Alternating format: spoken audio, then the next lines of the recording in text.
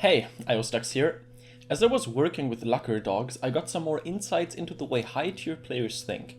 Over the months that I coached them, until the tier 2 scene died, I started to develop a feeling, up to a point where I can tell if someone is going to be a good player or not, just by talking with them for a couple minutes. I wanted to go into one thing that I noticed that made high-tier players different from the rest of the player base. I like to call this trait confident humility. It's less about gameplay theories, but more about the way someone ticks. In order to explain what this actually means, I want you to visualize a graph. On one end, we have a very confident player. On the other end, we have a very humble one. Being overly confident in a game like Overwatch, or any competitive game for that matter, is problematic because while you won't really miss all the opportunities presented to you, you will also end up getting into situations that could have turned out really well for you, but didn't. Confident players take every duel, take more space that they can potentially handle, and use their ultimates as soon as they can kill someone with it.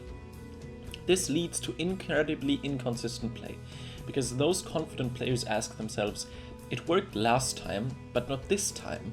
Why? On the other hand, we have incredibly humble players. These are the kinds of players that I can accurately describe in one phrase. Humble players aren't trying to win, they're trying to not lose.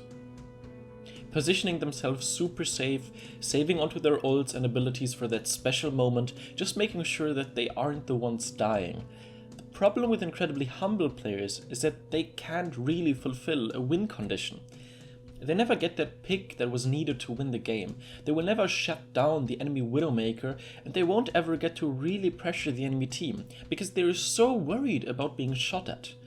This leads to them usually being the last ones to die in a fight.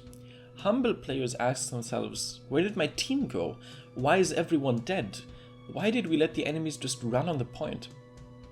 Both of these mindsets are incredibly unhealthy. Confident players try to stomp, humble players try to not get stomped. They struggle to find that middle ground, which is where we get to the title of this video, confident humility. After this explanation, that term doesn't seem so eloquent anymore, does it? It's basically about finding the exact middle of that line. It's about being completely aware of what you can and should do, what you can but shouldn't do, and what you can't and shouldn't do.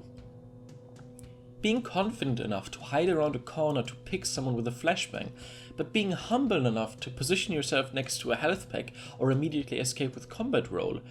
Confident enough to use your tactical visor before the fight even starts, but humble enough to hide around a corner and let the ult run out if you see a Widowmaker instead of dying. Confident humility is what every player should strive for, but some players struggle grasping that concept. For them there is no middle ground. When they realize they play too humble, they try to play super confident and aggressive, but then they think they play too confident and go straight back into the other direction. But looking objectively at what you are doing and asking yourself the question, what is necessary right now? What do I need to do to win? Can I do that? Do I need to do that? Obviously, you shouldn't ask yourself these questions in the middle of a game. Ideally, they should be asked during a VOD review, for example. They allow you to notice patterns, giving you the ability to quickly assess what kind of playstyle you should have. Switching between a very confident playstyle and a very humble playstyle, depending on the situation, is incredibly important. It's about flexibility. Every single teamfight needs something different.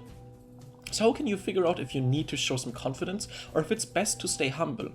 That obviously depends on the situation, and I can't just give you a blanket statement, but I can give you some things to take into consideration. The current game state, for example.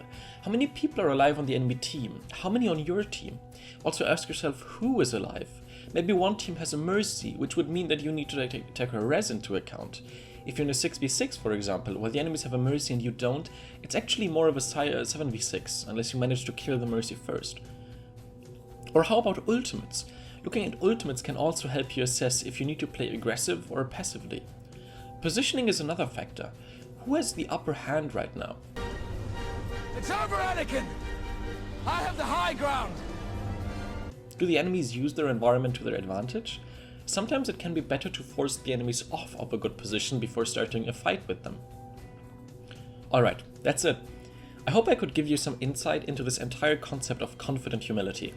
If you ever get to play or chat with some high tier players, you will immediately notice the pragmatism and the neutrality that comes from them. They analyze everything very objectively and don't really say anything unless they're confident that they have the information needed. Not just in Overwatch, but even when just talking. They aren't afraid of asking questions if they need more information to make an educated guess.